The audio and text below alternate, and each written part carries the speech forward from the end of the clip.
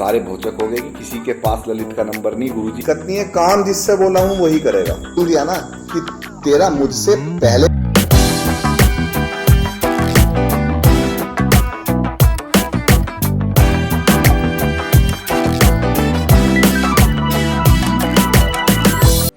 जय गुरुदेव, जय गोविंद। मैं आचार्य गुरुप्रीतानंद श्री धाम वृंदावन से और श्री आनंदम धाम मोदी नगर। अब गुरु चर्चा को आगे बढ़ाते हैं और मैंने पिछली गुरु चर्चा करी थी राधा अष्टमी यानी कि कछुआ से, और उसके इसेन की मैंने चर्चा करी। अब बात आती है कि दीक्षा कैसे होती है। एक दीक्षा का भी एक महत्व है अपने आप में। हालांकि मुझे मेरे गुरु भाई ने मुझे ये बताया था, जब गुरु अपना लेते हैं तो दीक्षा आंखों आंखों में ही कर देते हैं। लेकिन एक मैं समझ नहीं पा रहा था इन सब चीजों के कि मेरे जीवन में क्या घटना घट रही है। मैं मथुरा से गया और फिर एक साल बाद फिर गुरुजी के दर्शन हुए। उस बीच में भी गुरुजी के दर्शन हुए थे। गुरुजी हरिद्वार से जा रहे थे, वो वाला मैं आपको मैटर बताता हूं। जब गुरुजी हरिद्वार से दिल्ली जा रहे थे और मेरा जगह पड़ती है मोदी नगर, जहां पर मैं अब रहता हूं। तो अभी यानी कि कछुआ जाने से पहले का इसेन है।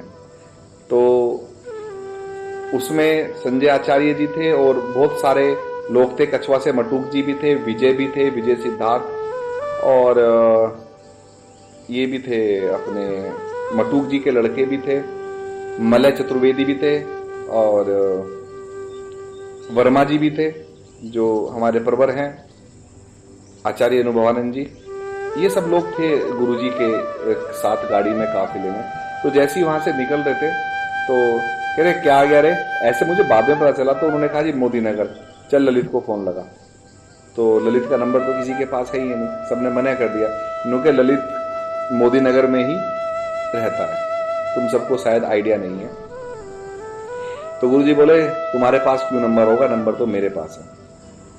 अब सारे भौचक हो गए कि किसी के पास ललित का नंबर नहीं, गुरुजी के पास ललित का नंबर है। गुरुजी ने मुझे व्हाट्सएप कॉल की। गुरुजी डायरेक्ट कॉलिंग, क्योंकि व्हाट्सएप पे ही सब चैटिंग होती है, तो गुरुजी डायरेक्ट कॉलिंग ना करके फिर वो व्हाट्सएप कॉलिंग ही करते हैं। तो व्हाट्सएप कॉलिंग तुरंत मैंने देखी, गुरुजी का फोन है, और मैं तुरंत बेड पे से खड़ा हुआ और खड़ा होकर गुरुजी धनुष प्रणाम।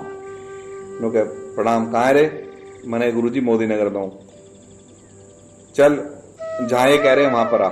यानी कि मोदी नगर क्रॉस हो चुके थे, गाजियाबाद पहुंच गए थे गुरुजी। तो मेरी बात कराई संजय जी से, और संजय जी ने फोन लिया और उन्होंने कहा कि आपको आना है आश्रम।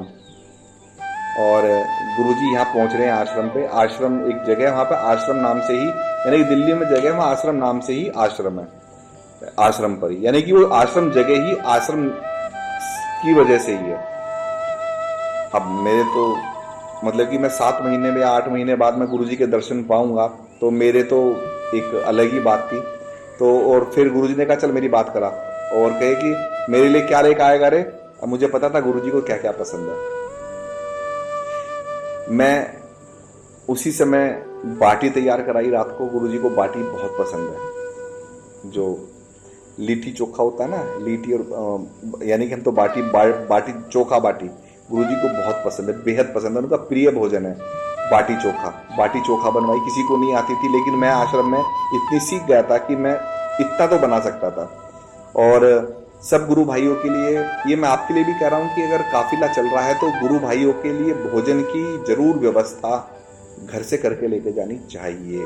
और गुरुजी का प्रसाद तो लेके जाना ही चाहिए। लेकिन गुरुजी कहते हैं कि अगर परिकरों का भोजन तुम करा रहे हो, समझो कि मैं ही भोजन उनसे पा रहा हूं, मैं ही प्रसाद पा रहा हूं। अगर परिकर हो और गुरु भाइयों को आप प्रसाद पवा रहे हैं, तो मैं प्रसाद, उनकी आज्ञा हुई, मैंने प्रसाद तैयार कराया। करीबन 10:30-11 बज गए और मैं फिर निकल गया आश्रम।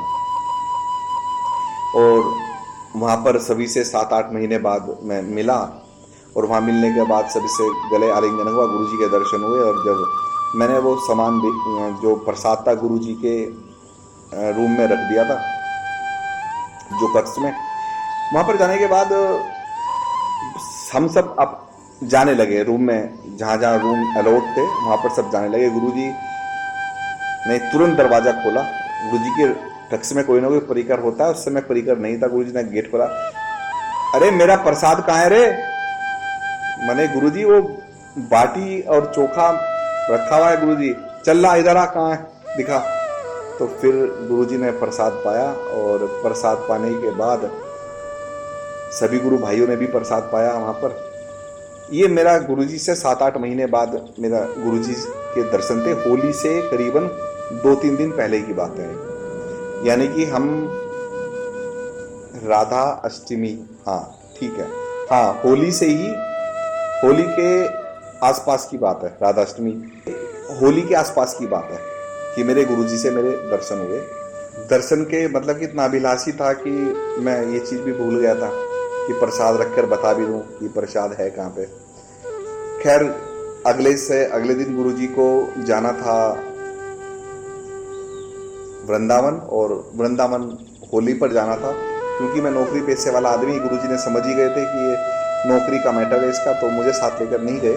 विजय वगैरह सब गए और उन्होंने मुझे हल्का सा बोला कि अरे वो यार अभी भी कक्ष रेडी नहीं हुआ। अब मैं कक्ष के रेडी की बात बताऊंगा।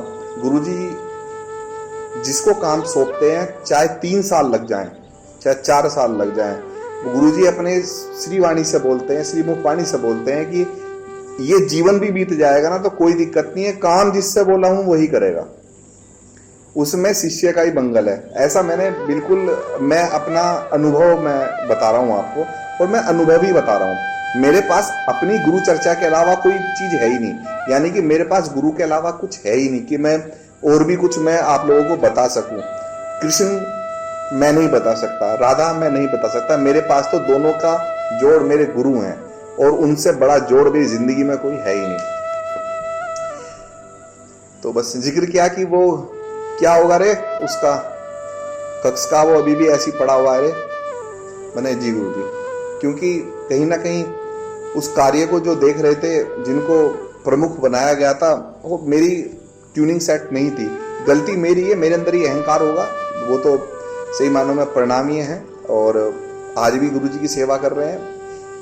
कोई ना कोई रीजन रहा होगा कि मेरे ही ऐसा प्रारब्ध होगा कि मैंने उस काम को निपटाने के लिए इतना लंबा समय ले गया हूँ, जबकि गुरुजी को उस कक्ष के बिना ज्यादा पीड़ा हो रही थी। ये सब बातें मुझे बाद में समझ में आती हैं, आज भी आती हैं जब मैं उन सीने को याद करता हूँ। तो गुरुजी निकल गए और वृंदावन पहुंच गए, बड़ा प्रेम आशीर्वाद दिया, चल लगा रहे थे, और चल वृंदावन मिलूंगा तेरे से मैं। और गुरुजी चले गए। मैं अगले दिन घर पहुंचा और बड़ा गदगद, परिवार भी बड़ा खुश। गुरुजी ने प्रसाद दिया, सबने प्रसाद पाया वो जो गुरुजी ने प्रसाद दिया। अब आती है बारी मेरी दीक्षा की। अब गुरु पूर्णिमा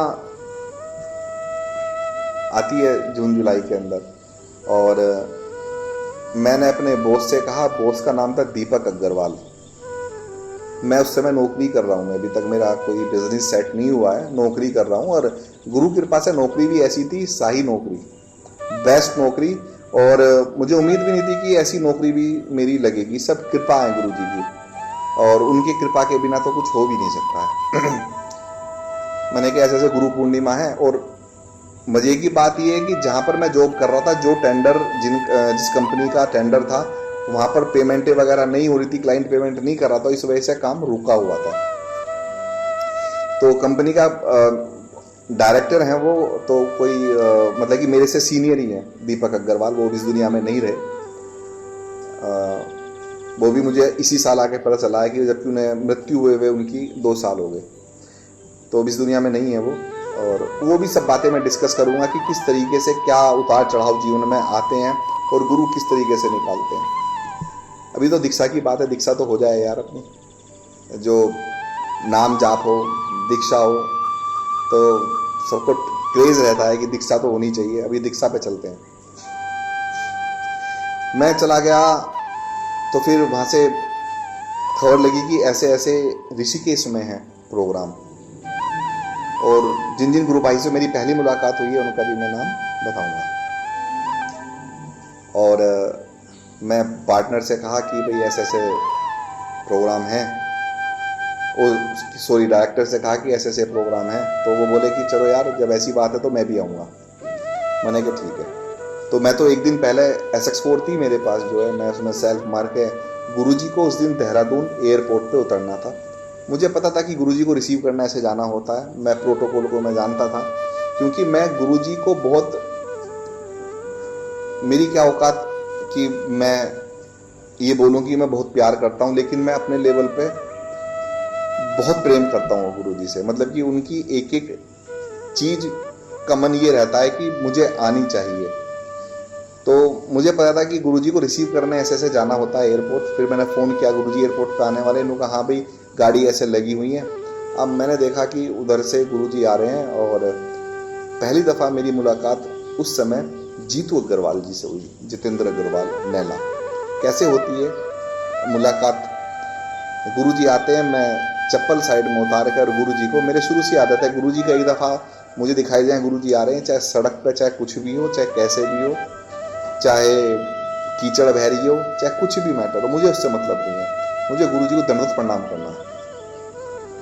मैंने वहीं पर दंडवत प्रणाम किया और गुरुजी ने कहा अरे तू आ गया रे। मैंने कहा कब आया रे। मैंने कहा बस गुरुजी सीधा मैं यहीं पे आ रहा हूँ। चल ठीक है आ। कौन सी है रे तेरी गाड़ी। मैंने गुरुजी ये खड़ी हुई।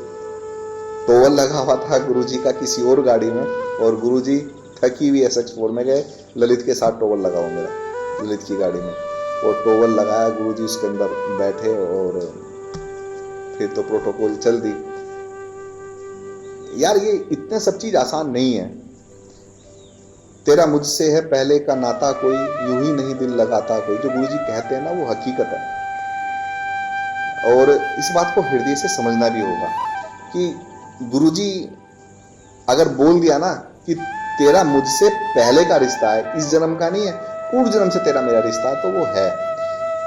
इतनी गाड़ियां लगी हुई हैं यार, 8-10 गाड़ी लगी हुई हैं कि क्या यार इस थके हुए आदमी की गाड़ी में बैठना है यार। तुम सोचो यार, एक से एक गाड़ी लगी हुई है। कहाँ है रे तेरी। मैंने कहा ये खड़ी ली। चल ओए टोवल लगा गाड़ी में। तुरंत तत्काल धड़ाधड़ ढूंढ उसमें टोवल खिंचा। मुझे पता है कि क्या स्पीड होती है हमारे गुरु भाइयों की, मेरे भी स्पीड ऐसी होती है। फिर वो गुरुजी का 5 मिनट के अंदर वो सिनेरियो चेंज करना है, अगर गुरुजी ने कोई बात बोल दी है तो। टोवल लगाया और चल दिए।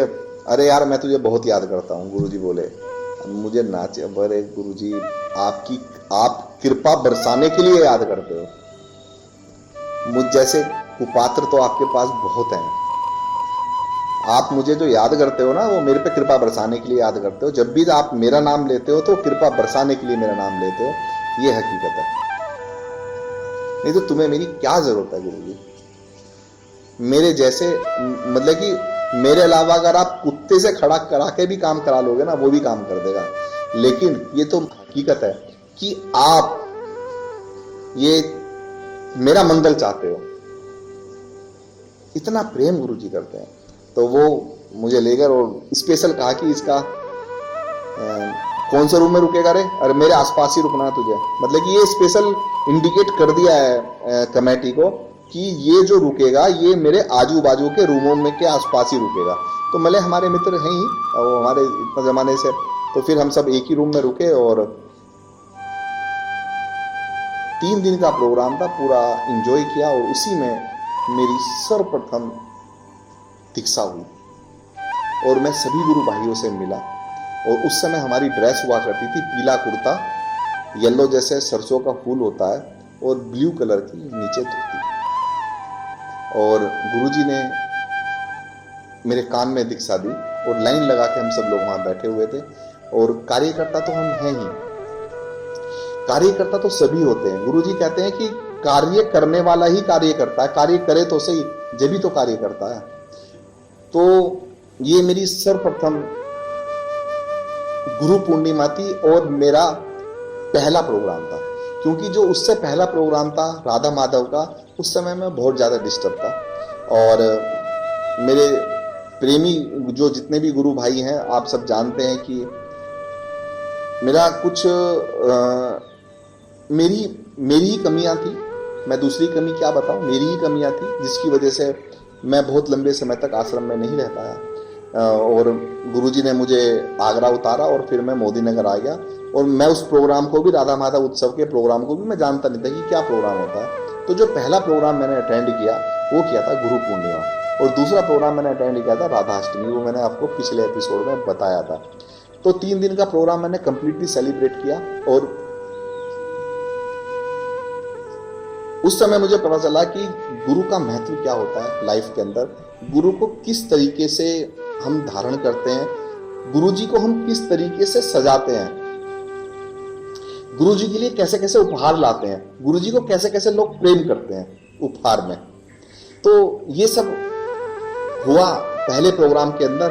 और आज की गुरु चर्चा बस मैं यही अपनी बात को विश्राम दूंगा कि हकीकत में जब गुरु को, सही बात तो यह है कि शिष्य कभी गुरु के पास नहीं जाता, गुरु ही बुलाते हैं। और सबसे बड़ी बात यही है कि जब हमारा पात्र खुला होता है गुरु तभी बुलाते हैं। पहले तो हमें ही आगे बढ़ना होगा, तू चल 1 कदम, मैं चलूंगा 100 कदम। तो गुरु ने मेरे से पहले 1 कदम चलवाया, फिर 100 कदम वही चले, मुझे दीक्षा दी और मेरा जीवन को मंगल किया। तो पहली गुरु चर्चा, मेरा पहला प्रोग्राम मेरा गुरु पूर्णिमा का यही था। जय गुरुदेव, जय गोविंद।